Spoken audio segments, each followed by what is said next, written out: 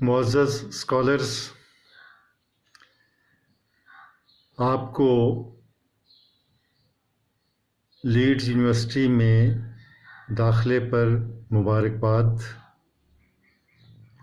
Semester 1 کا آغاز ہو چکا ہے۔ کئی اساتذہ کے لیکچرز آپ سماعت کر چکے ہیں۔ میں ڈاکٹر عبدالکریم خالد آج آپ سے مخاطب ہوں اور یہ میرا پہلا لیکچر ہے۔ تحقیق و تدوین کے پرچے میں مجھے تدوین کا حصہ تفویض کیا گیا ہے۔ میں کوشش کروں گا کہ اس حصے کے جملہ پہلو آپ پہ روشن کر سکوں اور کوشش کروں کہ تفہیم کا سلسلہ آسان سے آسان تر ہو۔ معزز اسکالرز، اس وقت ہم یہ آن لائن طریقہ اختیار کیے ہوئے ہیں۔ اس کا فائدہ تو ہے، لیکن ایک اس میں نقص ہے کہ اس میں یک طرفہ سلسلہ چلتا ہے کہ آپ تو مجھے دیکھ رہے ہیں اور میری بات سن رہے ہیں، لیکن میں آپ کے چہروں کو دیکھنے سے محروم ہوں۔ اور وہ جو انٹریکشن ہوتا ہے نا، بالمقابل بیٹھ کے اور بالمشافہ گفتگو، اس میں یہ کمی رہ گئی ہے۔ بہرحال کوئی بھی طریقہ جو ہے وہ کارآمد ہو سکتا ہے، اور اس سلسلے میں انشاءاللہ اگر ذہن میں آپ کے کوئی بات ابھرتی ہے یا بات پیدا ہوتی ہے تو میں کوشش کروں گا کہ اس کو صحیح طور پہ آپ پہ عیاں کر سکوں۔ تدوین کا جو حصہ ہے یہ اگرچہ تحقیق ہی سے متعلق ہے، لیکن تحقیق سے الگ اس کی اپنی بھی ایک پہچان ہے۔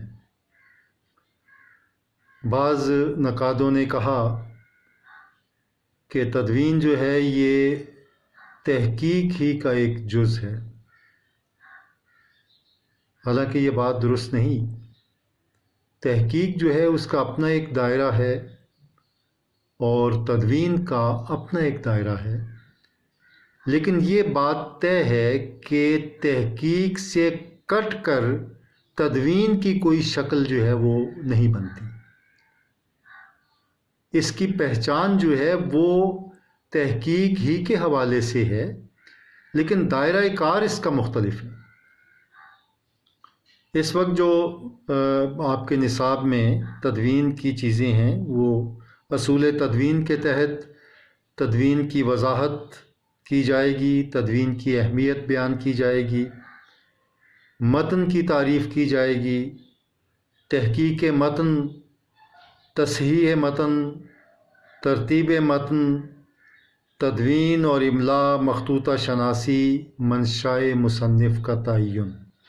یہ نکات ہیں اصول تدوین کے حوالے سے جو آپ کے نصاب میں شامل ہیں۔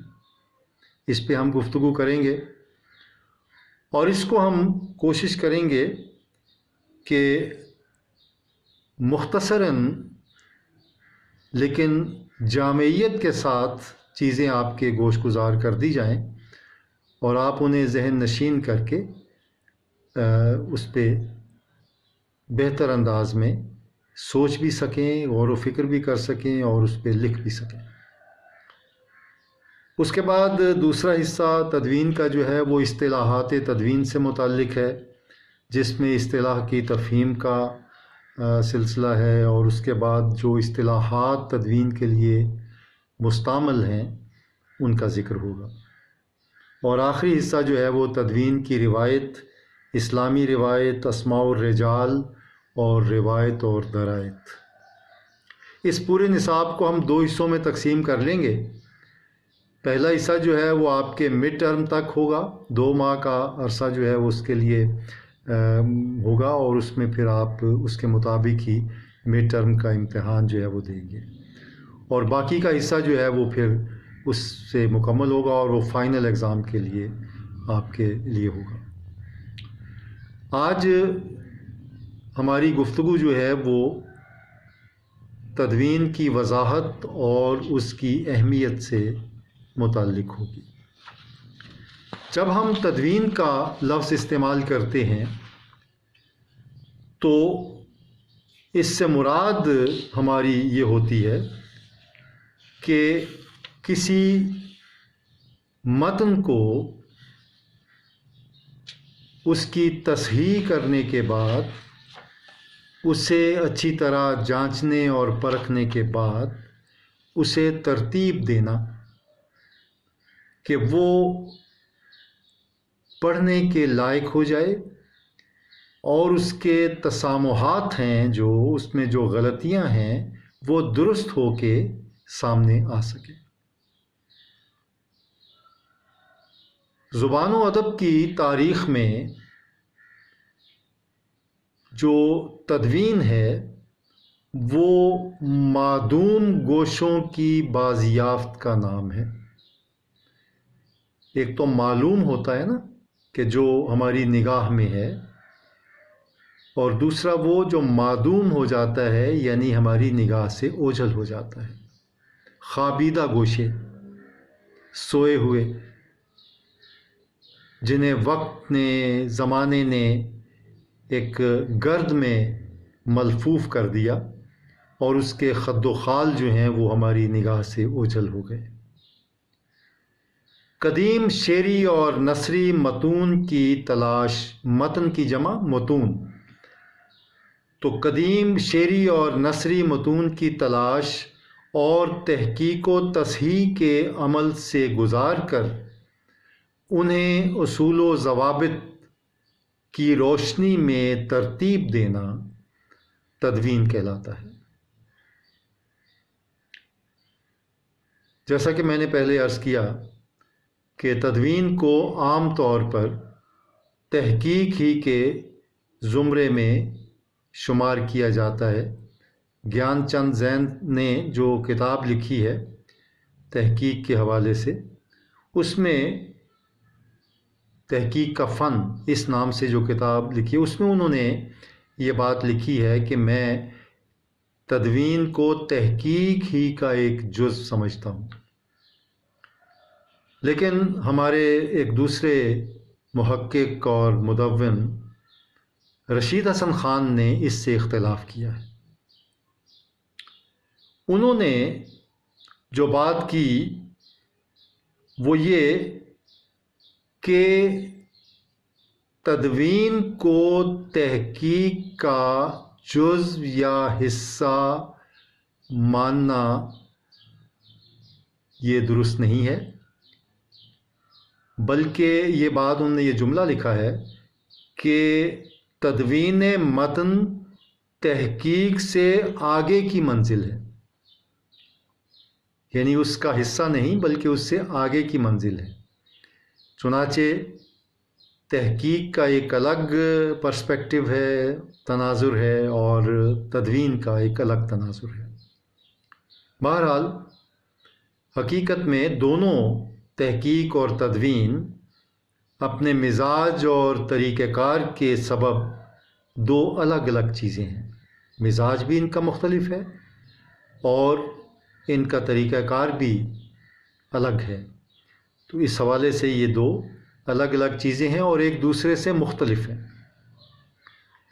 تحقیق حقائق کی کھوج اور صداقت کی تلاش کا کام سر انجام دینے کا نام ہے،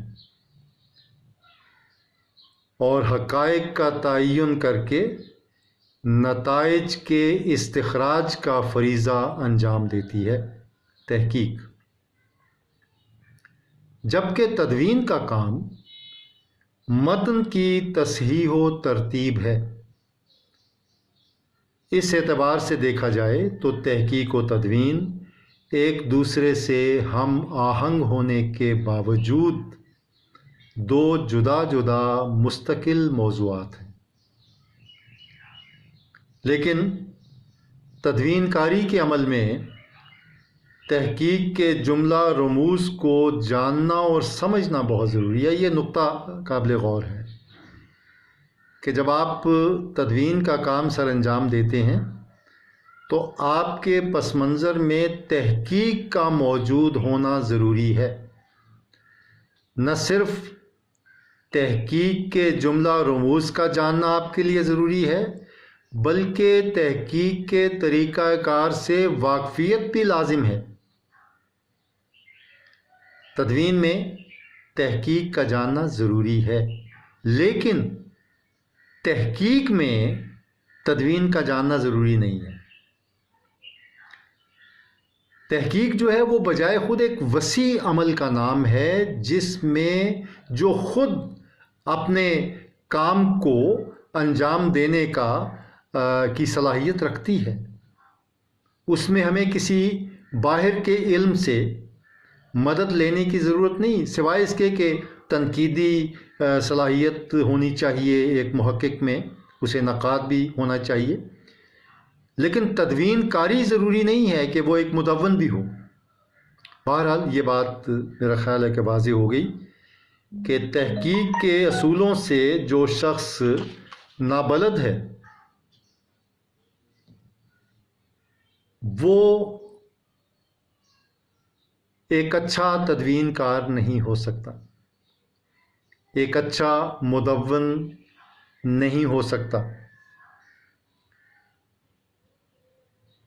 جیسا کہ رشید حسن خان صاحب کی میں نے بات آپ کے گوش گزار کی کہ تدوین جو ہے وہ تحقیق سے آگے کی چیز ہے، اس کا مطلب ہے کہ پیچھے تحقیق موجود رہتی ہے جو اس کو مزید آگے بڑھنے میں مدد دیتی ہے۔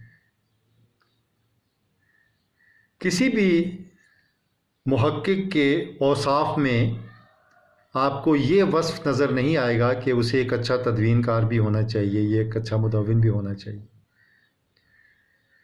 اگر تدوین کے جملہ معاملات سے شناسائی نہیں بھی رکھتا، تب بھی اس کی تحقیق نگاری پر کوئی حرف نہیں آتا۔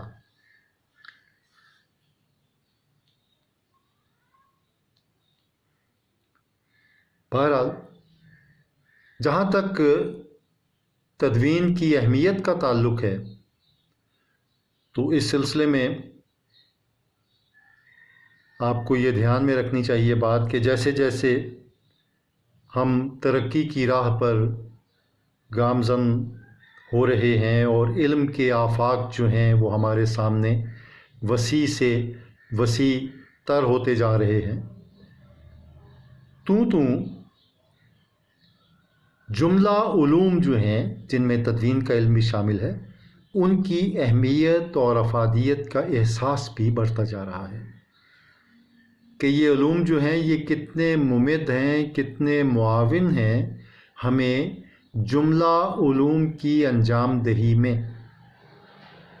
میں ایک سادہ سی مثال دیتا ہوں کہ اگر ہم تدوین کے علم سے ناواقف ہیں تو ہم تاریخ ادب اردو کو صحیح طور پہ نہیں سمجھ پائیں گے، کیونکہ ہمارے سامنے وہ متن ہی موجود نہیں جو اپنے آغاز میں تاریخ ادب سے متعلق ہے اور جس پر تاریخ ادب کی اساس استوار ہے۔ وہ متن ہی اگر غائب ہے اور ہماری نگاہ میں نہیں ہے تو ہم کس طرح سے آگے ادب کے ارتقائی مراحل میں اس کو جانچ اور پرکھ سکیں گے؟ بہت مشکل ہے، نہیں دیکھ سکیں گے ہم۔ اس حوالے سے ہمیں یہ اقتباس بھی یہ رشید حسن خان صاحب کا یہ اقتباس ہے، یہ میں آپ کے سامنے رکھتا ہوں۔ وہ لکھتے ہیں کہ جب تک قدیم متنوں کو اصول تدوین کی مکمل پابندی کے ساتھ مرتب نہیں کیا جائے گا، اس وقت تک نہ تو تحقیق کی بہت سی گتھیاں سلجھیں گی اور نہ ہی زبان و ادب کے ارتقاء کا بالکل صحیح سلسلہ سامنے آ سکے گا۔ ادب کی تاریخ تو شاید ہم پڑھ لیں یا سمجھ لیں، لیکن جو پرفیکشن ہے اس سے ہم محروم رہیں گے۔ تو مکمل تاریخ کو سمجھنے اور جاننے کے لیے جو مدون کام ہے اس کا مطالعہ بھی بہت ضروری ہے۔ مثال کے طور پہ اردو نثر سے ہماری بہت کم واقفیت تھی جب تک ملا وجیح کی سبرس جو ہے وہ ہمارے سامنے نہیں آئی۔ اس کی تدوین مولوی عبدالحق صاحب نے کی اور اس کا پورا متن جو ہے وہ حاشیوں کے ساتھ اور حوالوں کے ساتھ ہمارے سامنے رکھا، تو ہمیں پتہ چلا کہ یہ کس زمانے کی نثر ہے، اس کی زبان کیسی ہے، اس کا اسلوب کیسا ہے اور اس کا کیا امپیکٹ ہے بعد کی نثر پہ۔ تو یہ اس متن کا کمال تھا۔ اسی طرح مثالیں بہت سی دی جا سکتی ہیں، اور بھی کئی متون جو بہت بعد میں ہمارے سامنے آئے اور ان سے ادب کی نئی راہیں جو ہیں وہ ہمارے لیے کھلی اور نئی سطحوں کی تفہیم ہوئی ادب کے حوالے سے۔ جدید دور میں تدوین کی اہمیت کو یوں بھی تسلیم کیا گیا ہے کہ لسانی مباحث کو تحقیق کے دائرے میں شامل کر کے قدیم مسودوں اور مخطوطوں کے متون کی زبان اور اس زبان کے زمانی تعین پر بات کی جانے لگی ہے۔ بڑی اہم بات ہے۔ ہم سب آپ بھی جانتے ہیں کہ زبان جو ہے وہ کوئی جامد اور ایک جگہ ٹھہری جانے والی شے نہیں ہے، بلکہ وہ مسلسل حرکت پذیر رہتی ہے اور ندی کی طرح رواں دواں رہتی ہے۔ وقت کے ساتھ ساتھ، زمانے کے تبدیل ہونے کے ساتھ ساتھ زبان میں بھی تغیرات آتے ہیں، زبان میں بھی تبدیلیاں ہوتی ہیں، زبان میں زیادہ صفائی پیدا ہوتی ہے، نئے الفاظ اس میں آتے ہیں، قدیم الفاظ جو ہیں وہ اس سے جھڑ جاتے ہیں خشک پتوں کی طرح، اور اس کی جگہ نئے الفاظ کی کونپلیں جو ہیں وہ نکل آتی ہیں۔ آپ دیکھیں کہ میں ماضی قریب ہی کہوں گا، ولی دکنی کا زمانہ جو ہے تقریباً 200-250 سال کا زمانہ ہے ولی دکنی کا، آج سے پہلے۔ اس میں سوں کا لفظ ہم استعمال کرتے تھے، مت غصے کے شعلے سوں جلتے کوں جلاتی جا۔ اب سوں آج سے میں بدل چکا ہے اور کوں جو ہے وہ کو میں بدل چکا ہے۔ یہ لسانی تغیر ہے جو وقت کے ساتھ پچھلے 200-225 سال کے عرصے میں یہ تغیر پیدا ہو گیا۔ یہ معمولی سا تغیر ہے، لیکن بڑے تغیرات۔ آپ دکنی زبان دیکھیں، اب دکنی زبان کے جو مخطوطے ہمارے سامنے آئے ہیں، یہ جو قدیم متن مرتب کیے گئے ہیں، اس میں وہ سارے نمونے زبان کے جو ہیں وہ سامنے آئے اور ان کو اپ ڈیٹ کیا گیا ہے کہ آج کے دور میں یہ لفظ جو ہے اس کی کیا شکل ہے اور اس کو کیسے ہم ادا کرتے ہیں۔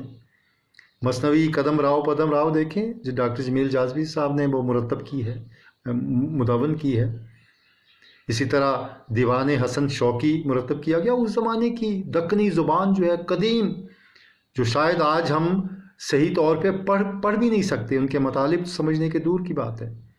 اسی طرح ابھی سبرس کا ذکر ہوا، سبرس کی آپ زبان دیکھ لیجئے، کئی الفاظ ایسے ہیں جو ہماری لغت سے خارج ہو چکے ہیں لیکن ایک زمانے میں وہ موجود تھے۔ تدوین کی یہ اہمیت ہے کہ اس کے ذریعے سے ہم ان قدیم الفاظ سے نہ صرف یہ کہ واقفیت حاصل کرتے ہیں بلکہ ان الفاظ کی ترقی یافتہ شکل جو ہے وہ بھی ہمارے سامنے آتی ہے کہ آج یہ لفظ جو ہے وہ کس طرح سے بولا جاتا ہے اور کہاں کہاں اس سے نہ صرف زمانی تعین ہوتا ہے بلکہ مکانی تعین بھی ہوتا ہے کہ کون سا علاقہ تھا، کون سی جگہ تھی جہاں پہ یہ زبان بولی جا رہی تھی۔ چنانچہ یہ لسانی مباحث جو ہیں یہ آج کل بہت زوروں پہ ہیں اور لسانی تحقیق ایک باقاعدہ یہ ایک شعبہ جو ہے وہ قائم ہو گیا کہ جس میں لسانیات پہ تحقیق کی جاتی ہے. اس پہ بہت سی کتابیں بھی منظر عام پہ آ چکی ہیں، بہت سے لوگوں نے کام بھی کیا ہے. ماہرین لسانیات نے اس پہ بہت توجہ دی ہے. اور آپ ادب کے طالب علم ہیں اور اس وقت ایک تعلیم کے ایک اہم ترین مرحلے میں ہیں. ایم فل جو ہے وہ ایک بڑی کلاس ہے. اس میں آ کے آپ کو ان لسانی مباحث کو سمجھنا چاہیے، لیکن تدوین کے بغیر یا مرتب کیے ہوئے متون کے بغیر ان کی تفہیم جو ہے وہ آسان نہیں، مشکل ہے. قدیم شعری اور نثری متن کو کئی زاویوں سے پرکھا جاتا ہے تدوین میں، اور منشائے مصنف کے قریب تر لانے کی کوشش کی جاتی ہے. اب منشائے مصنف کیا ہوتی ہے؟ ایک شاعر جب شعر کہتا ہے تو اس کی کوئی منشا ہوتی ہے نا شعر کہنے کی. شعر کا کوئی مفہوم جو ہے وہ اس کے دھیان میں ہوتا ہے، جس کو وہ اپنے قاری تک پہنچانا چاہتا ہے. اس کے مطالب جو ہیں وہ دو مصروں کے ذریعے وہ ان کو آگے ان کی ترسیل کرتا ہے. بعض اوقات یہ ہوتا ہے کہ مصنف کی منشا کوئی اور ہوتی ہے اور قاری اس شعر کو کسی اور تناظر میں سمجھتا ہے. اس کا دھیان جو ہے وہ کسی اور پرسپیکٹو میں، کسی اور تناظر میں اس کیفیت کو یا اس احساس کو سمجھ رہا ہوتا ہے. یہ منشائے مصنف کے خلاف ہوتا ہے. اور ہمیں بعض اوقات کئی بار وہ شعر ہماری نگاہ سے گزرتا ہے، لیکن ہمیں منشائے مصنف کا پتہ ہی نہیں چلتا کہ اس میں شاعر کے کہنے کا مقصد کیا ہے. ہم اسے اپنی منشا کے مطابق سمجھ رہے ہوتے ہیں. خیر یہ تو شعر کی بات ہے. نثر میں بھی ایسی چیزیں ہمارے سامنے آ جاتی ہیں جن میں ہمیں نہیں پتہ چلتا کہ منشائے مصنف کیا ہے. ایک اچھا تدوین کار یا مدون وہ ہوتا ہے جو لفافہ دیکھ کر خط کا مضمون بھانپ لیتا ہے کہ کیا یہ جانتا ہوں جو وہ لکھیں گے جواب میں. اسے علم ہوتا ہے کہ یہ مصنف جو ہے یہ کس منشا کے تحت یہ لکھ رہا ہے یا اس کا مقصد کیا ہے. اس پہ خیر ہم آگے چل کے تفصیلی بات کریں گے کہ منشائے مصنف کیا ہوتا ہے. لیکن کہنے کا مقصد یہ ہے کہ اچھی تدوین کاری وہ ہے، اچھی تدوین وہ ہے جس میں متن کو منشائے مصنف کے مطابق ترتیب دیا جائے. یہ کیسے ممکن ہے؟